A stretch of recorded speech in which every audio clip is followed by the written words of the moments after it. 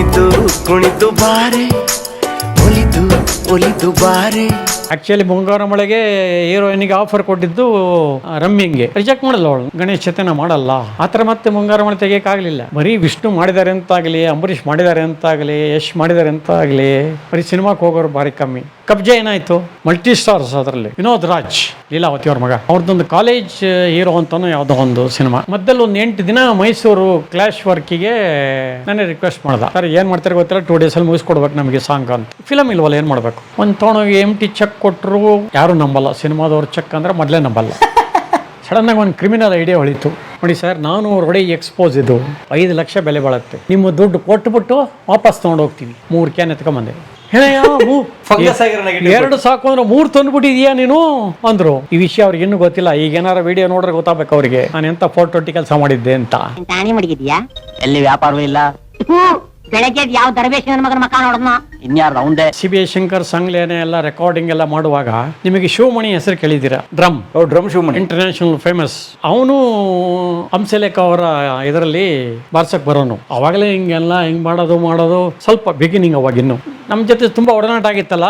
ವಾಸುವರೇ ಬನ್ನಿ ಇಲ್ಲೇನು. ವಾಸು ಅಲ್ಲಪ್ಪ, ನನ್ನ ಹೆಸರು ಮಂಜಯ್ಯ ಅಂತ. ನನಗೆ ನೀವು ವಾಸುನೆ. ಯಾಕೆ ಅಂದ್ರೆ ನಮ್ಮ ಮನೆ ಪಕ್ಕದಲ್ಲಿ ಚೆನ್ನೈನಲ್ಲಿ ನಿಮ್ಮ ಹಾಗೆ ಡಿಟ್ಟೋ ಜೆರಾಕ್ಸ್ ಒಬ್ರು ಇದ್ದಾರೆ, ಅವ್ರ ಹೆಸರು ವಾಸು. ಅದರಿಂದ ನಾನು ನಿಮ್ಮನ್ನು ವಾಸು ಅಂತಲೇ ಕರೆಯೋದು. ಆಯ್ತಪ್ಪ, ಏನೋ ಒಂದು ಕರ್ಕೋ, ಪರವಾಗಿಲ್ಲ. ಅದು ನಂಗೆ ಗೊತ್ತಾಗಬೇಕಲ್ಲ ನೀನು ಕರಿತಿದ್ಯಾ ಅಂತ. ಯಾರೋ ಅಂದ್ಕೊಂಡು ನಾನು ಆ ಮುಖ ತಿರ್ಸ್ಕೊಂಡು ಹೋದ್ರೆ ನಿಂಗೆ ಬೇಜಾರಾಗಲ್ವಾ? ಇಲ್ಲ, ನಾನು ನಿಮ್ಮನ್ನು ನೋಡ್ಬಿಟ್ಟೇ ಕೇಳೋದು, ವಾಸು ಅಂತಲೇ ಕರೆಯೋದು, ಡೋಂಟ್ ವರಿ ಅಂತ ಯಾವಾಗಲೂ ವಾಸು ಅಂತಲೇ ಕರಿತಾ ಇದ್ರು. ಈಗ ರೀಸೆಂಟಾಗಿ ಒಂದು 10 ವರ್ಷದ ಕೆಳಗೆ ಫ್ಯಾಮಿಲಿ ಪೂರ ನಾವು ಮೂಕಾಂಬಿಕಾ, ಕೊಲ್ಲೂರು ಮೂಕಾಂಬಿಕಾ ದರ್ಶನಕ್ಕೆ ಹೋದು. ಸೊ ನಾನು ಅಲ್ಲಿ ಯಾಕೆ ಹೋಗ್ಬಿಟ್ಟು ಸಲಾಮ್ ಹೊಡಿಯೋದು, ನಮ್ಮ ಪಾಡಿ ನಾವು ಕ್ಯೂನಲ್ಲಿ ಹೋಗೋಣ ದೇವಸ್ಥಾನಕ್ಕೆ ಅಂತ ಕ್ಯೂನಲ್ಲಿ ಹೋಗ್ತಾ ಇದ್ದರೆ ಒಂದು ಹಳೇ ಒಂದು ಹಿತ್ತಾಳೆ ತಟ್ಟೆ, ಆ ತಟ್ಟೆನಲ್ಲೇ ವಿವಿಧ ರೀತಿಯಲ್ಲಿ ಬಾರಿಸ್ಕೊಂಡು ಯಾರೋ ಒಬ್ಬರು ಪ್ರದಕ್ಷಿಣೆ ಹೋಗ್ತಾ ಇದ್ದಾರೆ ದೇವಸ್ಥಾನದಲ್ಲಿ. ಎಲ್ಲ ಅವ್ರನ್ನೇ ನೋಡ್ತಾ ಇದ್ದಾರೆ. ಅದರಲ್ಲೇ ಒಂದು ವಿಶಿಷ್ಟವಾದ ಸೌಂಡು. ಅವನು ಹಾಗೆ ಶಿವಮಣಿ ಎಕ್ಸ್ಪೆರಿಮೆಂಟ್ ಅಂದರೆ ಏನೇನೋ ಬರೀ ಬಾರಿಸೋದೊಂದೇ ಅಲ್ಲ, ಬೇರೆ ಬೇರೆ ಒಂದು ಪಾತ್ರೆಗಳು, ಕೆಲವು ಲೋಹದ್ದು ಇದನ್ನೆಲ್ಲ ತಗೊಂಡು ವೈವಿಧ್ಯಮಯವಾಗಿ ಬಾರಿಸ್ತಾನೆ ಅವನು.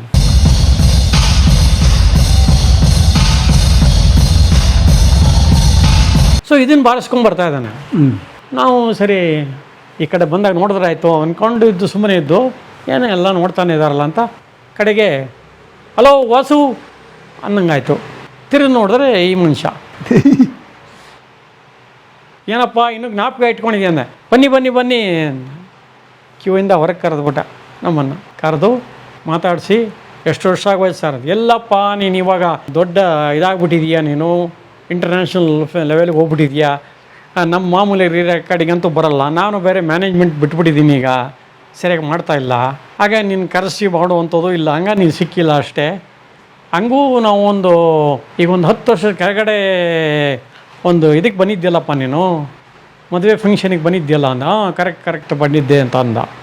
ಅದು ಒಂದು ವೈಶ್ಯ ಬ್ಯಾಂಕ್ ಚೇರ್ಮನ್ರ ಕಡೆ ಮದುವೆ ಇದೆ, ಅದು ಅವಾಗ ಬಂದಿದ್ದ ಅವನು. ಸೊ ಆಮೇಲೆ ಏನು ಮಾಡ್ದ, ಅವ್ರ ಜೊತೆನೇ ನಮ್ಮನ್ನು ಒಳಗಡೆ ಕರ್ಕೊಂಡೋಗಿ ಒಳ್ಳೆ ದರ್ಶನ ಆಯಿತು, ಪ್ರಸಾದವನ್ನು ಕೊಟ್ಟು ಕಳಿಸಿರೋರು. ಹಾಗಾಗಿ ಕೊಲ್ಲೂರಿನಲ್ಲಿ ಒಂದು ಒಳ್ಳೆ ದರ್ಶನ ಆಗಿತ್ತು ಈ ಶಿವಮಣಿ ಮೂಲಕ. ಸೊ ಶಿವಮಣಿ ನಾವು ಭಾಳ ವರ್ಷಗಳಿಂದ ಫ್ರೆಂಡ್ಸ್ ನಾವು. ಹಂಸಲೇಖ ಹತ್ರ ಬಾರ್ಸಕ್ ಬರೋರಾ?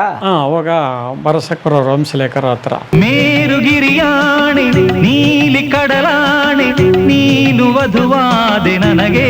ಅವನು ಶಿವಮಣಿ ಇನ್ನೊಂದು ಕಡೆ ನನಗೆ ಎಲ್ಲಿ ಸಿಗದ ಅಂತಂದ್ರೆ, ನಾನು ಮಧ್ಯದಲ್ಲಿ ಶಿವರಾಜ್ ಅಂತ ಇದ್ದಾನೆ. ಆ ಶಿವರಾಜ್ ಒಬ್ಬ ಆರ್ಟಿಸ್ಟ್ ಕೂಡ, ನಮ್ಮ ಉತ್ಕರ್ಷದಲ್ಲೆಲ್ಲ ಮಾಡಿದಾನ ಅವನು. ಆಮೇಲೆ ಇವ್ರ ಜೊತೆ ಒಡನಾಟ ಇತ್ತು ಅವನಿಗೆ, ಯಾರೋ ನಮ್ಮ ಕಾಶಿನಾಥ್ ಅವ್ರ ಜೊತೆ ಎಲ್ಲ, ಅವ್ರ ಜೊತೆ ಹಾಡು ಕೂಡ ಹಾಡಿದಾನೆ ಕೋರಸಲ್ಲಿ. ಯಾರೋ ಶಿವರಾತ್ರಿಯಲ್ಲಿ ಮದುವೆ ಆಗಲೇಬೇಕು, ನವರಾತ್ರಿಯಲ್ಲಿ ಆಗಲೇಬೇಕು ಅಂತೇನೋ ಬರುತ್ತೆ ನೋಡಿ, ಅದನ್ನೆಲ್ಲ. ಅವರು ಶಂಕರ್ನಾಗ ಒಡನಾಡಿ ಕೂಡ.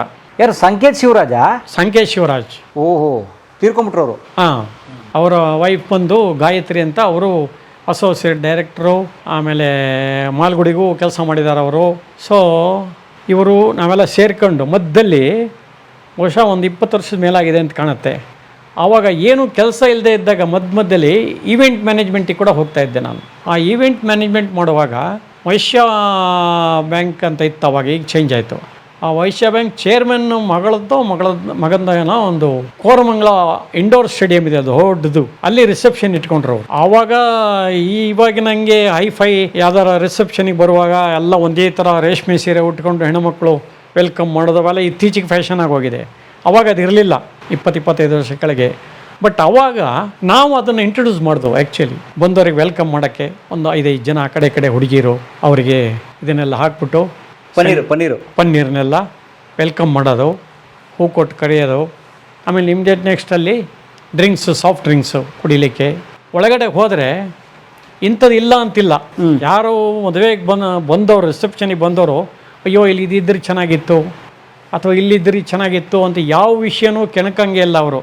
ಅಂದರೆ ಒಂದು ಸಲ ಒಳಗಡೆ ಹೋಗ್ಬಿಟ್ರೆ ಈ ಮನುಷ್ಯನಿಗೆ ಏನಾಗುತ್ತೆ ಅಂದರೆ, ದಾರಿಲಿ ಹೋಗ್ತಾ ಇರ್ತಾನೆ ಯಾರೋ ಒಬ್ಬ ಬೆಂಜ್ ಕಾರಲ್ಲಿ, ಇವನೇನು ಗಿಣಿಶಾಸ್ತ್ರ ಹೇಳ್ತಾ ಇದ್ದಾನೆ, ಇಲ್ಲಿ ಏನಿರ್ಬೋದು ಅದು ಕ್ಯೂರಿಯಾಸಿಟಿ, ಏನು ಹೇಳುತ್ತದು, ನೋಡಿದವ್ರು ಏನಂತಾರೆ, ನಾನು ಬೆಂಜ್ ಕಾರ್ ನಿಲ್ಲಿಸ್ಬಿಟ್ಟು ಅವನ ಹತ್ರ ಹೋಗಿ ಗಿಣಿಶಾಸ್ತ್ರ ಕೇಳಿದ್ರೆ ಏನು ಅನ್ಕೊಳ್ಳಲ್ಲ ಅಂತ ಅವ್ನು ಕೇಳಬೇಕು ಅಂತ ಮನಸ್ಸಿದ್ರು ಕೂಡ ಕೇಳಲ್ಲ, ಅವನು ಹೊರಟೋಗ್ತಾನೆ. ಅಥವಾ ಇನ್ನೊಬ್ಬ ರೋಡಲ್ಲಿ ಏನು ಮಾಡ್ತಿರ್ತಾನೆ, ಬನ್ನಿ ಸರ್ ನಿಮ್ಮನ್ನು ಹೇಗಿದ್ರೋ ಹಾಗೆ ಬರಿತೀನಿ ಸರ್ ಅಂದ್ಬಿಟ್ಟು ಸ್ಕೆಚ್ ಪೆನ್ನಲ್ಲಿ ಅಥವಾ ಪೆನ್ಸಿಲ್ ಸ್ಕೆಚ್ ಮಾಡಿಬಿಟ್ಟು ನಿಮ್ಮ ಫೋಟೋನ 5 ನಿಮಿಷದೊಳಗೆ ಬರೆಸ್ಕೊಟ್ಬಿಡ್ತಾನೆ. ಅದು ಆಸೆ ಆಗಿರುತ್ತೆ ಕೆಲವರಿಗೆ. ಇವಾಗ ನಾನು ಫೋಟೋ ಬರೆಸ್ಕೊಂಡು ಚೆನ್ನಾಗಿತ್ತಲ್ಲ, ಯಾರು ಏನಂತಾರೋ, ನಾನು ಬಂದಿರೋದು ಆಡಿ ಕಾರ್ನಲ್ಲಿ, ನಾನು ಹೆಂಗೆ ಇಲ್ಲಿ ನಿಂತ್ಕೊಂಡು ರೋಡಲ್ಲಿ ತಿಳಿಸ್ಕೊಳ್ಳಿ ಫೋಟೋಗಿರ್ತಾನೆ. ಈ ಥರ ಅನುಭವಗಳೇ ಆಗಿರುತ್ತೆ. ಅದಕ್ಕೆ ನಾವೇನು ಮಾಡಿದ್ದು, ಈ ಫಂಕ್ಷನ್ ಒಳಗಡೆ ಎಂಟ್ರಾದರೆ ರಿಸೆಪ್ಷನ್ನಿಗೆ ಒಬ್ಬ ಪೋಲರಾಯ್ಡ್ ಅಂತ ಹೋಗಿ ಬರ್ತಾ ಇತ್ತಲ್ಲ ಕ್ಯಾಮ್ರಾ, ಹಿಂಗೆ ಹೊಡೆದುಕೊಳ್ಳೆ ಸರ್ರ್ ಅಂತ ಪ್ರಿಂಟ್ ಬರುತ್ತೆ, ಹಿಂಗೆ ಕೊಟ್ಬಿಡ್ತಾರೆ, ಹಿಂಗೆ ಅಂದ್ಬಿಟ್ಟು ಅಲ್ಲೇ ಡ್ರೈ ಆಗ್ಬಿಡುತ್ತದು. ಆ ಫೋಟೋ ಅವ್ರವ್ರ ಕೈಗೆ ತೆಗೆಸ್ಕೊಳ್ಳೋದು, ಮುಂದೆ ಹೋದರೆ ಅಲ್ಲಿ ಆರ್ಕೆಸ್ಟ್ರಾ ನಡೀತಾ ಇರುತ್ತೆ, ಒಂದು 2 ನಿಮಿಷ ಕೇಳಿಸ್ಕೊಳ್ಳಿ. ಅದಾದ್ಕೊಳ್ಳಿ ಅಲ್ಲಿ ಇನ್ನೊಂದೇನೋ ಒಂದು ಫುಡ್ಡು, ಅದನ್ನು ತೊಗೊಳ್ಳಿ. ನೆಕ್ಸ್ಟು ಹೋದರೆ ಹಿಂದೂಸ್ತಾನಿ ಸಂಗೀತ ನಡೀತಾ ಇರುತ್ತೆ ಅಲ್ಲಿ. ಅಷ್ಟು ದೊಡ್ಡ ಜಾಗ ಆದ್ದರಿಂದ ಒಬ್ರಿಗೊಬ್ರಿಗೆ ಡಿಸ್ಟರ್ಬೇ ಆಗಲ್ಲ, ಅದನ್ನು ನೋಡ್ಕೊಳ್ಳೋದು. ಇನ್ನೊಂಚೂರು ಮುಂದೆ ಹೋದರೆ ಸ್ನ್ಯಾಕ್ಸ್ ಕೌಂಟ್ರ್ಗಳು, ಇಂಥದ್ದಿಲ್ಲ ಅಂತಿಲ್ಲ ಸ್ನ್ಯಾಕ್ಸು. ಅದು ಮುಗಿಸ್ಕೊಂಡು ಚೂರು ಮುಂದೆ ಹೋಗೋದ್ರೊಳಗೆ ಗಿಣಿಶಾಸ್ತ್ರದನ್ನು ಕೂತಿರ್ತಾನೆ. ನಾನೇ ಕಷ್ಟಪಟ್ಟು ಹುಡುಕಿದ್ದನ್ನು ಗಿಣಿಶಾಸ್ತ್ರದವನ್ನ. ಸೊ ಗಿಣಿಶಾಸ್ತ್ರ ನೋಡ್ಕೊಳ್ಳಿ, ಇವರಿಗೆಲ್ಲ ಹೈಫೈಯಿಂದ ಬಂದಿರೋರು ಆಡಿ ಕಾರ್ನಲ್ಲಿ, ಅಯ್ಯೋ ನಾನು ರೋಡಲ್ಲಿ ಹೆಂಗೆ ನೋಡೋದು ಅಂತಿದ್ದೆ, ಹೇಳಪ್ಪ ಅಂತ ಗಿಣಿಶಾಸ್ತ್ರ ಕೇಳ್ತಾರೆ. ಅವನಿಗೆ ಖುಷಿ ಆಯಿತು. ನೆಕ್ಸ್ಟ್ ಮುಂದಕ್ಕೆ ಹೋಗ್ತಾನೆ, ಅಲ್ಲಿ ಡ್ರಾಯಿಂಗ್ ಸ್ಕೆಚ್ ಪೆನ್ ಒಂದು ಸಿಗ್ತಾನೆ, ಅಲ್ಲೊಂದು ಫೋಟೋ ತೆಗೆಸ್ಕೋತಾನೆ. ಪಕ್ಕದಲ್ಲಿ ಮತ್ತೆ ಇನ್ನೇನೋ ಒಂದು ಸ್ನ್ಯಾಕ್ಸು. ಅದಾಯಿತು.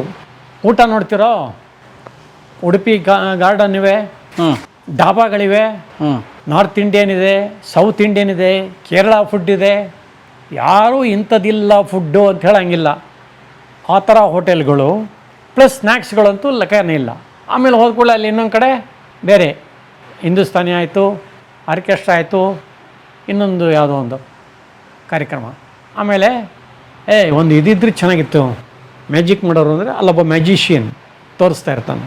ಎಲ್ಲ ಸುತ್ತ ಹೊಡ್ಕೊಂಡು ಅಬ್ಬಾ ಏನು ಇಲ್ಲೋಲ್ಲಪ್ಪ ಅನ್ನೋದ್ರೊಳಗೆ ಶಿವಮಣಿ ಇರ್ತಾನೆ ಅಲ್ಲಿ, ಟಕ ಟಕ ಟಕ ಡಿಂಗ್ ಡಿಂಗ್ ಅಂತ ಅವನು ಡ್ಯಾನ್ಸ್ಗಳು ಮಾಡಿಕೊಂಡು ಇಲ್ಲೇರು ಪಾತ್ರಗಳು, ಇದು ಇನ್ನೇನೋ ಒಂದು ಮೊಬೈಲ್ ಎತ್ಕೋತಾನೆ, ಅದರಲ್ಲೇನೋ ಒಂದು ಬರೆಸ್ತಾನೆ, ಇನ್ನೊಂದು ತಟ್ಟೆ ತಗೋತಾನೆ, ಅದಕ್ಕೇನೋ ಒಂದು ಸೌಂಡ್ ಕೊಡ್ತಾನೆ. ಅಲ್ಲೇ ನಿಂತ್ಬಿಡೋರು ಸುಮಾರು ಜನ, ವಿಚಿತ್ರವಾಗಿ ಬರೆಸ್ತಾನೆ ಅವನು. ಸೊ ಅದು ಮುಗಿಸ್ಕೊಂಡು ಅವ್ರಿಗೆ ಬೇಕಾದ ಥರ ಊಟ, ಜ್ಯೂಸ್ಗಳು ಎಲ್ಲ ಆಗೋದ್ರೊಳಗೆ ಹೆಣ್ಣು ಮಕ್ಕಳಿಗೆ ಬಳೆ ಕಾರ್ಯಕ್ರಮ.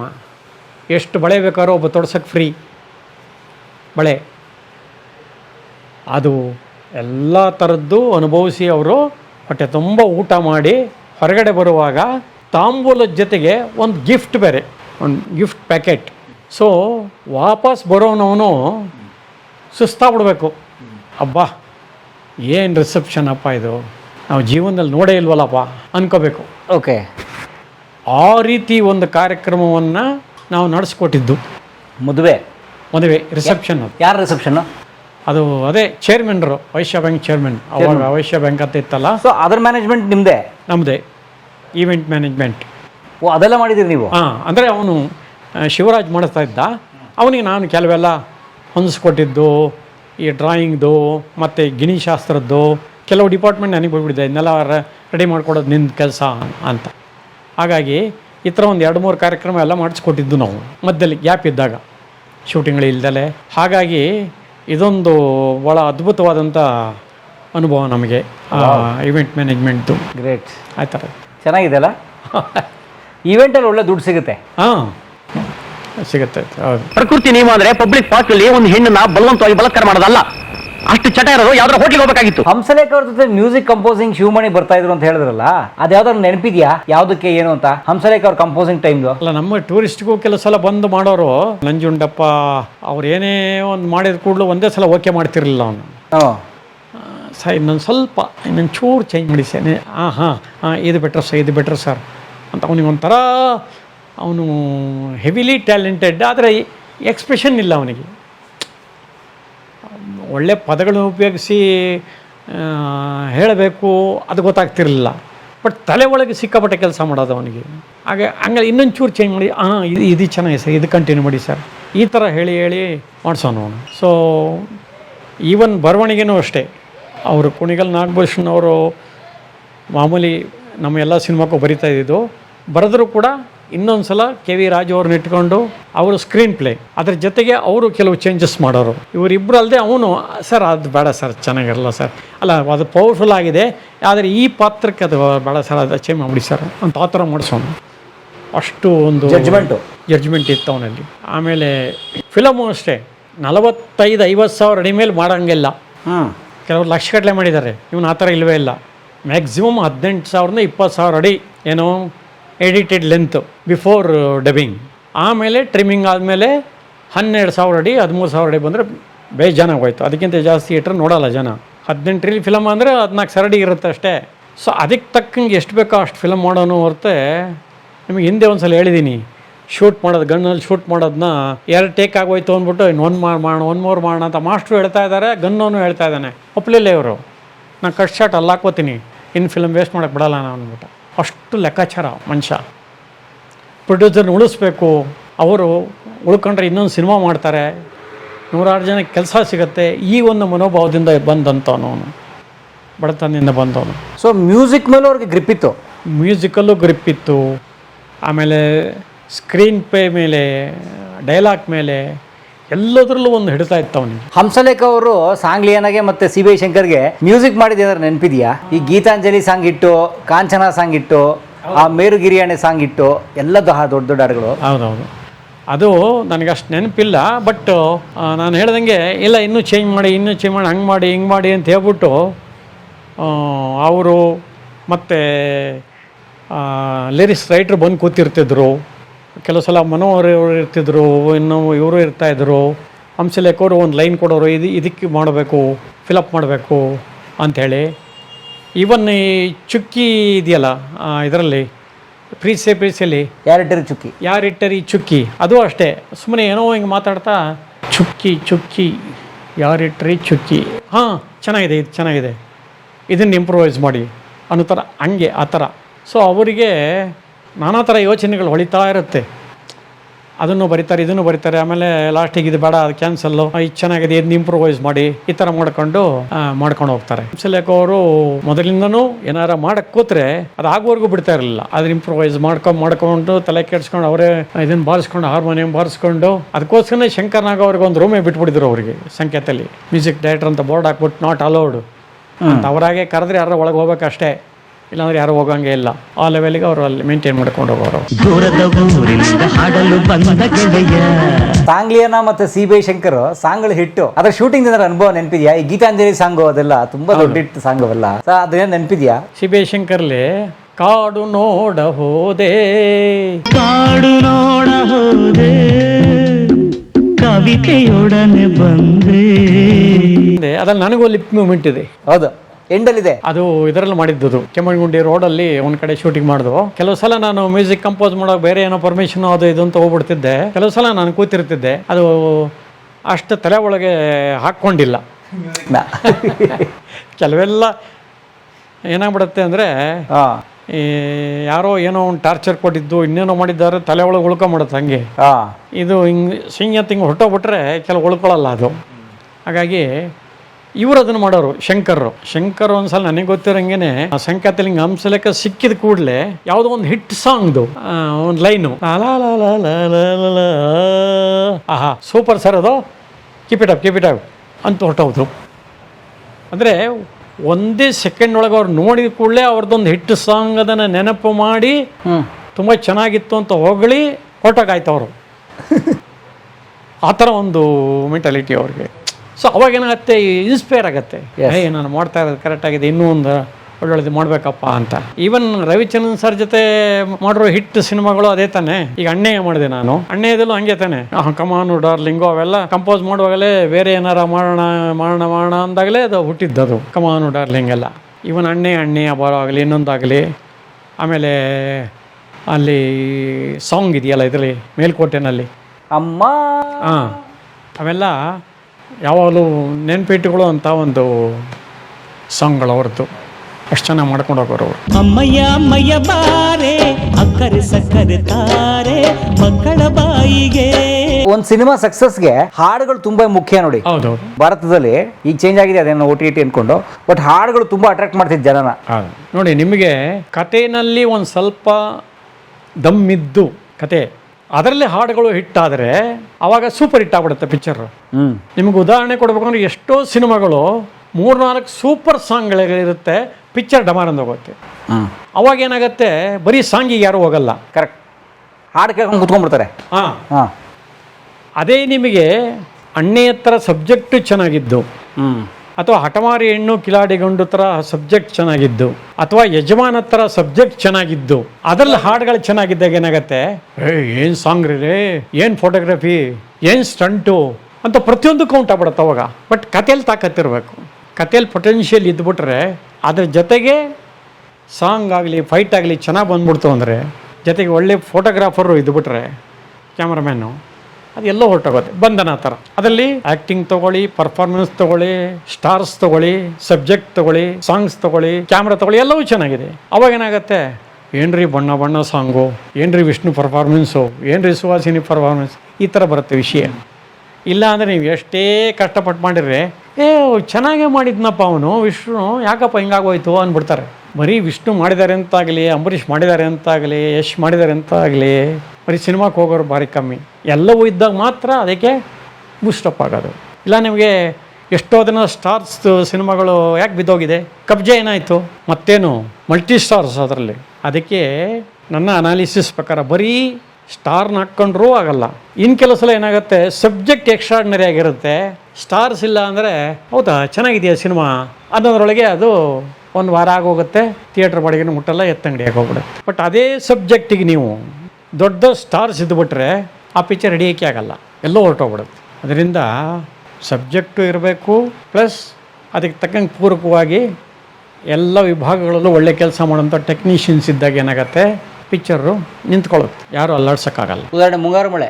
ಹಾಂ, ಮುಂಗಾರು ಮಳೆ ಯಾರೂ ಅಂದ್ಕೊಂಡೇ ಇರಲಿಲ್ಲ. ಅನಿಸುತ್ತಿದೆ ಯಾಕೋ ಎಂದು ನೀನೇನೆ ನನ್ನವಳೆಂದು. ಆ್ಯಕ್ಚುಲಿ ಮುಂಗಾರು ಮಳೆಗೆ ಹೀರೋಯಿನಿಗೆ ಆಫರ್ ಕೊಟ್ಟಿದ್ದು ರಮ್ಯಂಗೆ. ಹೌದಾ? ಹಾಂ, ರಿಜೆಕ್ಟ್ ಮಾಡಲ್ಲ ಅವಳು, ನಾ ಮಾಡಲ್ಲ ಅನ್ಲು, ಗಣೇಶ್ ಜೊತೆ ನಾ ಮಾಡಲ್ಲ, ಯಾರೋ ಹೊಸಬರು ಅಂತೀರಾ ಬೇಡ ಅಂತ. ಬಟ್ ಎಲ್ಲಿಗೆ ಹೋಯ್ತು ಅದು, ಯಾರೂ ಎಕ್ಸ್ಪೆಕ್ಟೇ ಮಾಡಿರಲಿಲ್ಲ, ಮೈಲಿಗೆಲ್ಲ ನಿಂತೋಯ್ತು. ಆ ಥರ ಮತ್ತೆ ಮುಂಗಾರು ಮಳೆ ತೆಗಿಯೋಕ್ಕಾಗಲಿಲ್ಲ, ಎಷ್ಟು ಕಷ್ಟಪಟ್ಟರು. ಅದರಲ್ಲಿ ಏನಾಯಿತು, ಫೋಟೋಗ್ರಫಿನೂ ಚೆನ್ನಾಗಿತ್ತು, ಎಲ್ಲರ ಪರ್ಫಾರ್ಮೆನ್ಸು ಚೆನ್ನಾಗಿತ್ತು, ಸಾಂಗ್ಸು ಚೆನ್ನಾಗಿತ್ತು. ಅವಾಗ ಒರಿಜಿನಲ್ ಮಳೆಗಳಲ್ಲೂ ಶೂಟ್ ಮಾಡಿದ್ದಾರೆ ಅವರು, ಅದಕ್ಕೆ ಮ್ಯಾಚಿಂಗ್ ಆಗಿ ಮತ್ತೆ ರೈನ್ ಎಫೆಕ್ಟ್ ಯೂಸ್ ಮಾಡಿದ್ದಾರೆ. ಸೊ ಹಾಗಾಗಿ ಅದು ಸೂಪರ್ ಡೂಪರ್ ಹಿಟ್ ಆಗೋಯ್ತು. ಎಲ್ಲ ಸಿನಿಮಾ ನಂಗೆ ಆಗ ಸಾಧ್ಯ ಇಲ್ಲ. ಎಷ್ಟೋ ಸಿನಿಮಾಗಳು ಫಸ್ಟ್ ಕಾಪಿ ನೋಡಿ ಕೂಡಲೇ ಡಿಸ್ಟ್ರಿಬ್ಯೂಟರ್ ಇರ್ಬೋದು, ಅಥವಾ ಕಲಾವಿದರಿರ್ಬೋದು, ದೊಡ್ಡ ದೊಡ್ಡ ಮೇಧಾವಿಗಳೇ ಇರ್ಬೋದು, ಓಹೋ ಈ ಸಿನಿಮಾ ಎಲ್ಲೋ ಹೋಗ್ಬಿಡುತ್ತೆ ಅನ್ಕೋತಾರೆ. ಬಟ್ ಜನಕ್ಕೆ ಹಿಡಿಸಲ್ಲ, ಡಮಾರ್ ಅಂತ ಬಿದ್ದೋಗ್ಬಿಡುತ್ತೆ. ನಿಮ್ಗೆ ಹೇಳಿದ್ದೆ ಕೃಷ್ಣ ಲೀಲೆ ಅಂತ ಶಿವರಾಜ್ ಕುಮಾರ್ದು ತಮಿಳ್ ಇದು, ಅದು ರೀಮೇಕು, ತಮಿಳಲ್ಲಿ ಹಿಟ್ ಅದು. ಬಟ್ ಇಲ್ಲಿ ಜನ ಒಪ್ಕೊಳ್ಳಿಲ್ಲ, ಯಾಕೆಂದರೆ ಶಿವರಾಜ್ ಕುಮಾರ್ ಅಂತ ದಿಗ್ಗಜ, ಶಿವರಾಜ್ ಕುಮಾರ್ಗೆ ತಂದೆ ಪಾತ್ರ ಅನಂತನಾಗ್ ಅಂತ ಸೂಪರ್ ನಟ ಎಲ್ಲ ಇದ್ದರೂ ಕೂಡ ಏನಾಯಿತು, ಅಪ್ಪನ ಎದುರುಗಡೆ ದಮ್ ಹೊಡ್ಕೊಂಡು ಗುಂಡು ಹಾಕ್ಕೊಂಡು ಹುಡುಗಿಯ ಜೊತೆ ಸುತ್ತಾ ಇರ್ತಾನೆ, ಏನು ನೋಡೋದು ಸಿನಿಮಾ ಅನ್ನೋ ಭಾವನೆ ಬಂದ್ಬಿಡ್ತು ನಮ್ಮವರಿಗೆ. ನಮ್ಮ ನೇಟಿವಿಟಿಗೆ ಸೆಟ್ ಆಗಲಿಲ್ಲ ಅದು. ಓಹೋ, ಆದರೆ ತಮಿಳಲ್ಲಿ ಹಿಟ್ಟು. ತಮಿಳಲ್ಲಿ ಹಿಟ್ಟದು. ಕೆಲವೇನಾಗುತ್ತೆ, ಯೂನಿವರ್ಸಲ್ ಸಬ್ಜೆಕ್ಟ್ ಇರುತ್ತೆ. ಬೇಟಾ ಹಿಂದಿ, ಅದು ಅಣ್ಣಯ್ಯ. ಅದೇ ಥರ ವಿಷ್ಣುವರ್ಧನ್ದು ಯಜಮಾನ ಪ್ಲಸ್ ಇದೆಲ್ಲ ಇದೆಯಲ್ಲ, ಒಂದು ಡ್ಯಾನ್ಸ್ ಎಲ್ಲ ನಾಗವಲ್ಲಿದು ಎಲ್ಲ ಭಾಷೆಯಲ್ಲಿ ಇಟ್ಟದು. ಅದು ಒಂಥರ ಯೂನಿವರ್ಸಲ್ ಸಬ್ಜೆಕ್ಟ್ ಅದು. ಅದೇನಾಗುತ್ತೆ, ಎಲ್ಲರಿಗೂ ಇಷ್ಟ ಆಗ್ಬಿಡುತ್ತೆ. 100ಕ್ಕೆ 70 ಜನಕ್ಕೆ ಹಿಡಿಸಿ ಸಾಕಲ್ಲ, 100ಕ್ಕೆ 100 ಜನಕ್ಕೆ ಯಾವುದು ಹಿಡಿಸುವಂಥ ಸಿನಿಮಾ ಮಾಡೋಕ್ಕೆ ಸಾಧ್ಯನೇ ಇಲ್ಲ. ಮೋದಿ ಅಷ್ಟು ಒಳ್ಳೆ ವಿಶ್ವಗುರು ಅನ್ನಿಸ್ಕೊಂಡಿರ್ತಕ್ಕಂಥ ಪ್ರೈಮ್ ಮಿನಿಸ್ಟ್ರು. ಜಗತ್ತು ಬೇಡ, ನಮ್ಮ ಇಂಡಿಯಾದಲ್ಲಿರೋ 100 ಕೋಟಿ ಜನನೂ ಅವನ್ನ ಹೊಗಳ್ತಾರ? ಕಾಲು ಎಳೆಯವರೇ ಜಾಸ್ತಿ. ಹಾಗೆ 5 ಬೆರಳು ಒಂದೇ ಸಮ ಇರಲ್ಲ ಅಂತ ಹೇಳಿದ್ದೀನಿ ನಾನು. ಸೊ 100ಕ್ಕೆ 100 ಜನ ಜೈ ಅನ್ನುವಂಥದ್ದು ಮಾಡೋಕ್ಕೆ ಸಾಧ್ಯನೇ ಇಲ್ಲ. ಸಿನಿಮಾನೂ ಮಾಡೋಕ್ಕಾಗಲ್ಲ, ರಾಜಕೀಯನೂ ಮಾಡೋಕ್ಕಾಗಲ್ಲ, ಮನೇನೂ ಕಟ್ಟಕ್ಕಾಗಲ್ಲ, ಇನ್ನೊಂದೂ ಮಾಡೋಕ್ಕಾಗಲ್ಲ. ಏನೇ ಮಾಡ್ರೂ ಒಂದು ಕೊಂಕಿಟ್ಟೇ ಇರ್ತಾರೆ.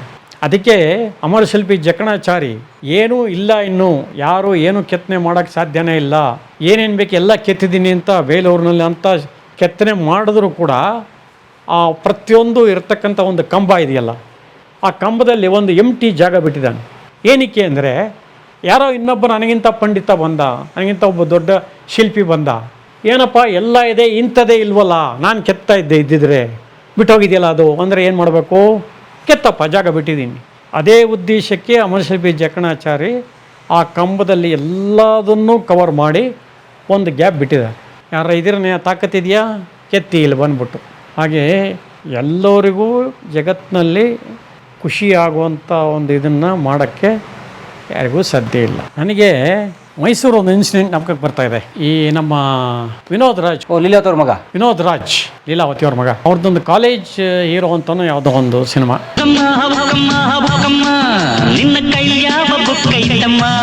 ಅದು ಬೇರೆಯವನೊಬ್ಬ ಆಟ ರಾಜ ಅನ್ನೋರು ಯಾರೋ ಮಾಡ್ತಾಯಿದ್ರು ಮ್ಯಾನೇಜ್ಮೆಂಟ್. ಮಧ್ಯದಲ್ಲಿ ಒಂದು 8 ದಿನ ಮೈಸೂರು ಕ್ಲಾಶ್ ವರ್ಕಿಗೆ ನನಗೆ ರಿಕ್ವೆಸ್ಟ್ ಮಾಡ್ದೆ, ಸರ್ ನೀವೇ ಹೋಗಿ ಬಂದ್ಬಿಡಿ ಸರ್, ನನಗೆ ಪ್ಯಾಚ್ ವರ್ಕ್ ಅಂದರೆ ಅಲರ್ಜಿ ಕಣೋ, ಅವರ ಮೆಂಟ್ಯಾಲಿಟಿಗಳು ಅವ್ರು ಯಾವ ಥರ ಇದ್ದಾರೆ. ನಾನು ಬಿಗಿನಿಂಗಿಂದ ಡಿಸ್ಕಷನ್ ಲೆವೆಲಿಂದ ಯಾವುದೇ ಸಿನಿಮಾಗಳನ್ನು ಕೂತ್ಕೊಂಡು ಮಾತಾಡಿ ಮಾಡ್ಕೊಂಬಂದಿರೋನು ನಾನು. ಕ್ಲಾಶ್ ಕೂಡ ಯಾವುದೋ ಒಪ್ಕೊಳ್ಳೋನಲ್ಲ ನಾನು. ಅಂತರಲ್ಲಿ ಈ ಪ್ಯಾಚ್ ವರ್ಕಿಗೆ ಹೋಗೋದು ಅಂದರೆ ಕಷ್ಟ. ಇಲ್ಲ ನೀವೇನು ಯೋಚನೆ ಮಾಡಬೇಡಿ, ಹೋಗಿ ಬನ್ನಿ ಅಂತ ಬಲವಂತ ಕಳಿಸ್ಕೊಟ್ಟ. ಹೋದು, ಶೂಟಿಂಗ್ ಸ್ಟಾರ್ಟ್ ಆಯಿತು, ಒಂದು ಚಿಕ್ಕ ಫೈಟ್ ಇತ್ತು, ಅದೆಲ್ಲ ಆಯಿತು, ಒಂದು ಚಿಕ್ಕ ಸಾಂಗ್ ಇತ್ತು, ಅದು ಮುಗೀತು. ಇನ್ನೂ ಒಂದು ಸಾಂಗ್ ಮಾಡಬೇಕು, ಒಂದೇ ಒಂದು ಕ್ಯಾನ್ ಉಳಿದಿದೆ, ಫಿಲಮ್ ಬಾಕಿದೆಲ್ಲ ಖಾಲಿ ಆಯಿತು. ಈ ಒಂದು ಕ್ಯಾನು ತುಂಬ ಹಳೇದಂಥದ್ದು, ಹಳೆ ಸ್ಟಾಕು. ಆ ಪ್ರೊಡ್ಯೂಸರ್ ಹೇಳಿದ್ರು, ಇಲ್ಲೇ ತುಂಬ ದಿನ ಆಗೋಗಿದೆ, ನಂಗೆ ಯಾಕೋ ಅನುಮಾನ ಇದೆ, ಇದು ಹಂಗಾರೆ ಯೂಸ್ ಮಾಡೋದು ಬೇಡ, ಕೊಡಿ ಇಲ್ಲಿ ಅಂದೆ. ಮಾಮೂಲಿ ಫೋಟೋ ಸ್ಟುಡಿಯೋಗೆ ತೊಗೊಂಡೋದೆ, 100 ಫೀಟ್ ರೋಡ್ ಅಂತ ಇದೆಯಲ್ಲ ಅಲ್ಲಿ ರಾಮಸ್ವಾಮಿ ಸರ್ಕಲ್ ಹತ್ರ, ಅಲ್ಲಿ ಕರ್ಕೊಂಡೋದೆ. ನೋಡಪ್ಪ, ಇದು ಹೆಚ್ಚಿಗೆ ವೇಸ್ಟ್ ಮಾಡಬೇಡ ನೀನು, ಒಂದಿಷ್ಟುದ್ದ ಮಾತ್ರ ಡಾರ್ಕ್ ರೂಮಲ್ಲಿ ಓಪನ್ ಮಾಡಿ ಕಟ್ ಮಾಡಿ ಮತ್ತು ಕ್ಲೀನಾಗಿ ಪ್ಯಾಕ್ ಮಾಡಿ, ಆಮೇಲೆ 1-1.5 ಅಡಿ ಸಾಕು, ಜಾಸ್ತಿ ವೇಸ್ಟ್ ಮಾಡಬೇಡ. ಅದನ್ನು ಕ್ಲೀನಾಗಿ ತೊಳೆದ್ಬಿಟ್ಟು ಏನು ಪೊಸಿಷನ್ನು, ಫಾಗ್ ಹೀಗಾಗಿದೆ ಏನು ಚೆಕ್ ಮಾಡಿ ಹೇಳು ಮಾಡಿಬಿಟ್ಟು ಹೇಳ್ದೆ. ಫುಲ್ಲು ಸೈಡ್ ಫಾಗ್ ಆಗಿದೆ ಸರ್. ಅಯ್ಯೋ ಸರ್, ಸ್ಟಾಕ್ ಇಲ್ಲ, ಶೂಟಿಂಗ್ ಮಾಡಲೇಬೇಕು, ಡ್ಯಾನ್ಸರ್ಸ್ ಎಲ್ಲ ಬಂದುಬಿಟ್ಟಿದ್ದಾರೆ. ಅದು 2 ಡೇಸ್ 1 ಡೇ ಆ ಥರ ಮುಗಿಸೋ ಸಾಂಗ್ಗಳವೆಲ್ಲ ಅವಾಗ. ಇವಾಗ ನನಗೆ 8 ದಿನ 10 ದಿವಸ ಇಲ್ಲ ಕತೆ, ಎಲ್ಲ ಲೆಂತಿ ಶಾರ್ಟ್ಗಳು, ಮಧ್ಯೆ ಬೇಕಾದ್ರೆ ಆಮೇಲೆ ಕ್ಲೋಸ್ ಅಷ್ಟೇ. ಕಂಡೀಷನ್ನು ಮಾಸ್ಟ್ರಿಗೇನೆ, ಸರ್ ಏನು ಮಾಡ್ತಾರೆ ಗೊತ್ತಿಲ್ಲ, 2 ಡೇಸಲ್ಲಿ ಮುಗಿಸ್ಕೊಡ್ಬೇಕು ನಮಗೆ ಸಾಂಗ್ ಅಂತ. ಫಿಲಮ್ ಇಲ್ವಲ್ಲ, ಏನು ಮಾಡಬೇಕು? ಹಂಗೆ ಕಳಿಸಿರೋ ವೇಸ್ಟ್ಗಳು, ಏನು ಮಾಡೋದು ತಲೆ ಬಿಸಿ ಆಯಿತು. ಅಷ್ಟೊತ್ತಿಗೆ ಯಾರೋ ಅಂದರು, ಸರ್ ದುಡ್ಡಿದ್ರೆ ಕೊಡಿ ಸರ್. ನನಗೆ ಗೊತ್ತಿರೋ ಹಂಗೆ ಒಬ್ಬರು 5 ಕ್ಯಾನ್ ದುಡ್ಡು ಕಟ್ಟೋಕ್ಕಾಗ್ದಲ್ಲ ಲಾಡ್ಜ್ದು, ಇದನ್ನ ಇಟ್ಕೊಂಡಿರಿ ಸರ್, ವಾಪಸ್ ಬಂದುಬಿಟ್ಟು ದುಡ್ಡು ಕೊಟ್ಟು ತೊಗೊಂಡು ಹೋಗ್ತೀವಿ ಅಂತ ಪ್ರೊಡ್ಯೂಸರ್ 5 ಕ್ಯಾನ್ ಇಟ್ಟು ಹೋಗಿದ್ದಾರೆ, ಎಲ್ಲಿ ಸಂದೇಶ್ ನಾಗರಾಜ್ ಹತ್ರ ಅಂತ ಹೇಳಿದ್ರು. ಎಲ್ಲ ತಲೆ ಕೆರ್ಕೋತಾರೆ, ಇಲ್ಲಲ್ಲಪ್ಪ ದುಡ್ಡಲ್ಲಿ ಹೋದ್ಮೇಲೆ ಬೆಂಗಳೂರಿಗೆ ಹೋದ್ಮೇಲೆ ಬರೋದು, ಇಲ್ಲಿಗೆ ಬರಬೇಕಾದ ದುಡ್ಡು ಬಂದಿಲ್ಲ, ಇನ್ನು ನಾಳೆ ಒಂದು ಸ್ವಲ್ಪ ಬರುತ್ತೆ, ಇಲ್ಲಿ ಇದೆಲ್ಲ ಕ್ಲಿಯರ್ ಮಾಡ್ಕೊಂಡು ಹೋಗೋಕ್ಕೆ. ಹಿಂಗಿದೆ ಸಮಸ್ಯೆ, ಏನು ಮಾಡೋದು? ನೀವು ಯಾರು ಹೋಗಿ ರಿಕ್ವೆಸ್ಟ್ ಮಾಡಿ ತರೋಕ್ಕಾಗತ್ತಾ? ಯಾರು ಹೋದರೂ ಕೊಡಲ್ಲ ಸರ್ ಅವರು, ಯಾಕೆಂದ್ರೆ ಅವ್ರಿಗೆ ಹೋಟ್ಲಿಗೆ ಬರಬೇಕಾದ ದುಡ್ಡದು ಪಕ್ಕ. ನೀವು ಫುಲ್ ಅಮೌಂಟ್ ಕೊಡ್ತೀವಿ ಅಂತಾರೆ, ಬೇಕಾದ್ರೆ ಅವ್ರಿಗೆ ಫೋನ್ ಹೊಡೆದ್ಬಿಟ್ಟು ಕೊಡ್ಬೋದೇನಪ್ಪ ಅಂತ ಕೇಳ್ಬಿಟ್ಟು ಕೊಡ್ತಾರೆ, ಇಲ್ಲ ನೀವು ಎಕ್ಸ್ಚೇಂಜ್ ಕೊಡ್ತೀವಿ ಅನ್ನೋದಾದ್ರು ಕೊಡ್ತಾರೆ, ಅಷ್ಟೇ ಹೊರತು ಹಾಗೆ ಅಂತೂ ತರೋಕ್ಕಾಗಲ್ಲ ಸರ್.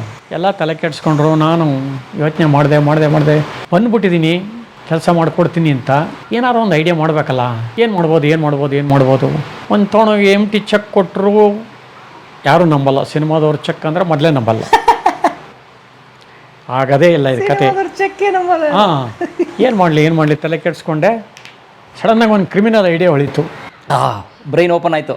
ಅವರು ಸುತ್ತ ಫಾಗ ಹೋಗಿದೆ ಸರ್ ಅಂತೇಳ್ಬಿಟ್ಟು ಕ್ಯಾನ್ ಕೊಟ್ರಲ್ಲ, ಅದನ್ನು ತಗೊಂಡೋದೆ. ಕ್ಯಾಮ್ರಾ ಅಸಿಸ್ಟೆಂಟ್ ಹತ್ರ ಹೋದೆ, ನೋಡೋ ಇದ್ರ ಮೇಲ್ಗಡೆ ಎಕ್ಸ್ಪೋಸ್ಡ್. ಅವರು ಏನು ಮಾಡ್ತಾರೆ, ಎಕ್ಸ್ಪೋಸ್ ಆದ ಕೂಡಲೇ ಫಿಲಮ್ ಎಲ್ಲ ಮುಗಿದ ಮೇಲೆ, ಶೂಟಿಂಗ್ ಮುಗಿದ ಮೇಲೆ ಏನು ಮಾಡ್ತಾರೆ, ಒಂದು ಲೇಬಲ್ ಇರುತ್ತೆ, ಅದರಲ್ಲಿ ಫಿಲಮ್ ಹೆಸರು ಎಲ್ಲ ಇರುತ್ತೆ. ಈ ನಡೆಯುವ ಸಿನಿಮಾದ್ದು ಗ್ಯಾಪ್ ಇರುತ್ತೆ, ಫಿಲಮ್ ನೇಮ್, ಸ್ಟಾಕ್ ಹೆಸರು -R1 ಫ್ಯೂಜಿನೋ ಆ ಥರ ಬರೆಯೋಕ್ಕೆ ಗ್ಯಾಪ್ ಇರುತ್ತೆ. ಡೇ ಆ್ಯಂಡ್ ನೈಟ್ ಅನ್ನೋದಿರುತ್ತೆ, ಅಲ್ಲಿ ಟಿಕ್ ಮಾರ್ಕ್ ಹಾಕಬೇಕು, ಡೇನೋ ನೈಟೋ ಅಂತ. ಡೇಟ್ ಇರುತ್ತೆ, ಎಕ್ಸ್ಪೋಸ್ ಅಂದ್ಬಿಟ್ಟು ರೆಡ್ ಇಂಕಲ್ಲಿ ಇರುತ್ತೆ, ಅದೇ ಬೇರೆ ಲೇಬಲ್ ಇರುತ್ತೆ. ಅನ್ಎಕ್ಸ್ಪೋಸ್ಗೆ ಬೇರೆ ಇರುತ್ತೆ ಬ್ಲೂನಲ್ಲಿ. ರೆಡ್ ಬ್ಲೂ ಇದನ್ನು ತಗೊಂಬ, ನೀನು ಎಕ್ಸ್ಪೋಸ್ಡ್ ತಗೊಂಬ. ಏನಕ್ಕೆ ಅಂದ, ಹಾಕು ಇಲ್ಲಿ ಇದರ ಮೇಲೆ ಎಕ್ಸ್ಪೋಸ್ ಅಂತ ಹಾಕು, ಡೇ ಆ್ಯಂಡ್ ನೈಟ್ ಎರಡನ್ನೂ ಟಿಕ್ ಮಾರ್ಕ್ ಮಾಡೋ ಆಗಿದೆ ಅಂತ. ಶೂಟಿಂಗ್ ಈಸ್ಟ್ ಮನ್ ಅಂತ ಹಾಕು, EC ಎಲ್ಲ ಬರೆಸ್ದೆ. ನಾನು ಬಂದ್ಬಿಟ್ಟು ಹೇಳ್ತೀನಿ ಸುಮ್ಮನೆ ಇರಪ್ಪ ನೀನು ಅಂದೆ. ಸೀದಾ ತಗೊಂಡೋದೆ ಯಾರ ಹತ್ರ, ಸಂದೇಶ್ ನಾಗರಾಜ್ ಹತ್ರ. ಈಗ ಆ ಫಿಲಮ್ಗೆ ಅವಾಗಿದ್ದು 22,000 ರೂಪಾಯಿ ಆ ನೆಗೆಟಿವ್ ರೆಡಿಗೆ, ಈಸ್ಟ್ಮನ್ ಕಲರ್ಗೆ. ಅದೇ ಫಿಲಮ್ಮು ಶೂಟಿಂಗ್ ಆದಮೇಲೆ ಏನಾಗುತ್ತೆ ಅದರ ಬೆಲೆ, ಒಂದು ದಿವಸಕ್ಕೆ ಲಕ್ಷಾಂತರ ರೂಪಾಯಿ ಖರ್ಚು ಮಾಡಿ ಡ್ಯಾನ್ಸ್ ಮಾಡಿಸಿರ್ತಾರೆ, ಇನ್ನೇನು ಮಾಡಿರ್ತಾರೆ, ರಿಚ್ ಬಿಲ್ಡಿಂಗಲ್ಲಿ ತೆಗೆದಿರ್ತಾರೆ, ಲಕ್ಷಾಂತರ ರೂಪಾಯಿ ಹೀರೋ ಕೊಟ್ಟಿರ್ತಾರೆ ಅಥವಾ ಡ್ಯಾನ್ಸ್ ಮಾಸ್ಟ್ರಿಗೆ ಕೊಟ್ಟಿರ್ತಾರೆ. So worth of more than 5 lakhs ನಾವು ಹೇಳೋಕ್ಕೆ. ನೋಡಿ ಸರ್, ನಾನು ರೆಡಿ ಎಕ್ಸ್ಪೋಸ್ ಇದು 5 ಲಕ್ಷ ಬೆಲೆ ಬಾಳುತ್ತೆ, ನಮಗೆ ಮತ್ತೆ ಶೂಟ್ ಮಾಡೋಕ್ಕಾಗಲ್ಲ, ಎಲ್ಲರನ್ನೂ ಸೇರಿಸಿ ಇದನ್ನ ಇಟ್ಕೊಳ್ಳಿ, ನಮ್ಮ ಗ್ಯಾರಂಟಿ ಇದು, ನಾವು ನಿಮ್ಮ ದುಡ್ಡು ಕೊಟ್ಬಿಟ್ಟು ವಾಪಸ್ ತೊಗೊಂಡೋಗ್ತೀವಿ ಎಕ್ಸ್ಪೋಸ್ನ. ಯಾಕಂದ್ರೆ ಅವರು ಸಿನಿಮಾ ಪ್ರೊಡ್ಯೂಸ್ ಮಾಡಿರೋರೆ, ಎಕ್ಸ್ಪೋಸ್ ಬೆಲೆ ಏನು ಅಂತ ಅವ್ರಿಗೆ ಗೊತ್ತು. ಎಷ್ಟು ಬೇಕೋ ನಿನಗೆ ಅಂದರು. 2 ಸಾಕು, ಆ್ಯಕ್ಚುಲಿ ಸೇಫ್ಟಿಗೆ 3 ಕೊಟ್ಟಿರಿ ಸರ್, ಉಳಿದ್ರೆ ಹಂಗೆ ವಾಪಸ್ ತಂದು ಕೊಟ್ಬಿಡ್ತೀನಿ ಓಪನ್ ಮಾಡ್ದಲ್ಲ. ಆಯ್ತು ತೊಗೊಂಡು 3 ಅಂದರು. 3 ಕ್ಯಾನ್ ಎತ್ಕೊಂಬಂದೆ. ಹೇಳಯ್ಯ 2 ಸಾಕು ಅಂದ್ರೆ 3 ತಂದುಬಿಟ್ಟಿದೀಯಾ ನೀನು ಅಂದರು. ಸರ್ ಹೆಂಗೆ ತಂದೆ ಏನು ಕತೆ ಬೇಡ, ಪಬ್ಲಿಕಲ್ಲಿ ಹೇಳೋಂಗಿಲ್ಲ, ಆದಷ್ಟು 2 ಕ್ಯಾನಲ್ಲಿ ಮುಗಿಸಿ ಅಂದೆ. ಕರೆಕ್ಟಾಗಿ 2 ಕ್ಯಾನಲ್ಲೇ ಸಾಂಗ್ ಫಿನಿಶ್ ಆಯಿತು.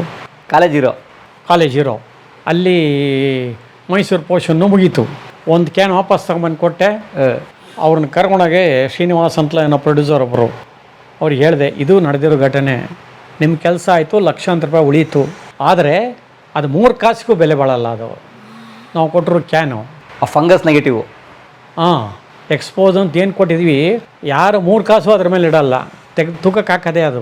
ನೀವು ಹೇಗಾರ ಮಾಡಿ ದುಡ್ಡು ಹೊಂದಿಸಿ 2 ಕ್ಯಾನ್ ಪರ್ಚೇಸ್ ಮಾಡ್ಕೊಂಬಂದು ಅವ್ರಿಗೆ ಕ್ಯಾನ್ ವಾಪಸ್ ಕೊಡಬೇಕು, ಇಲ್ಲ ದುಡ್ಡು ವಾಪಸ್ ಕೊಡಬೇಕು. ಇದು ಮರ್ಯಾದೆ ಪ್ರಶ್ನೆ. ದಿನ ಬೆಳಗಾದ್ರೆ ಬೇರೆ ಸಿನಿಮಾಗಳಿಗೆ ಬರ್ತಾ ಇರ್ತೀನಿ, ಇಲ್ಲಿ ಪರ್ಮನೆಂಟ್ ಹೋಟ್ಲಿದು, ಮಾನ ಮರ್ಯಾದೆ ತೆಗಿಬೇಡಿ. ಆಮೇಲೆ ಈ ವಿಷಯ ಅವ್ರಿಗೆ ಇನ್ನೂ ಗೊತ್ತಿಲ್ಲ. ಈಗ ಏನಾರು ವೀಡಿಯೋ ನೋಡ್ರೆ ಗೊತ್ತಾಗಬೇಕು ಅವ್ರಿಗೆ ನಾನು ಎಂಥ 420 ಕೆಲಸ ಮಾಡಿದ್ದೆ ಅಂತ ಅಂಥೇಳಿ ಎಲ್ಲ ಕ್ಲಿಯರ್ ಮಾಡಿಸಿ ಬೆಂಗಳೂರಿಗೆ ವಾಪಸ್ ಬಂದೆ. ಆಮೇಲೆ ನನಗೇನು ಫೋನ್ ಆಗಲಿ ಇನ್ನೊಂದಾಗಲಿ ಏನೂ ಕಂಪ್ಲೇಂಟ್ ಆಗಲಿ ಬಂದಿಲ್ಲ. ಅಂದರೆ ಅವ್ರು ಹೆಂಗೋ ಸಾರ್ಟ್ ಔಟ್ ಮಾಡಿ ಮರ್ಯಾದೆ ಉಳಿಸಿದ್ದಾರೆ ಅಂತಾಯಿತು. ನಿಮ್ಮವ್ರಿಗೂ ಬರಲಿಲ್ಲ ಅದು? ಬರಲಿಲ್ಲ, ಕ್ಲಿಯರ್ ಆಗಿದೆ. ಹಾಗಾಗಿ ಭಾಳ ರಿಸ್ಕ್ ಮಾಡಿ ಐಡಿಯಾ ಮಾಡಿ ಅವ್ರ ಶೂಟಿಂಗ್ನ ಫಿನಿಶ್ ಮಾಡಿಕೊಟ್ಟೆ. ಸೂಪರ್ ಸರ್ ನೀವು. ಗ್ರೇಟ್. ಇಲ್ಲೊಂದು ನಿಂತೋಗ್ಬಿಡೋದು ಶೂಟಿಂಗು. ಹೌದು, ಖಂಡಿತ. ದುಡ್ಡಿಲ್ಲ ಅವ್ರ ಹತ್ರ ಕೊಡೋಕ್ಕೆ, ಬರಬೇಕು, ಬರುತ್ತೆ ಅಂತ ಅಷ್ಟೇ ಹೇಳ್ತಾ ಇದ್ದಾರೆ. ಇದು ಮಾಯ ಬಜಾರು, ಕುಣಿವಾಗ ಹುಷಾರು.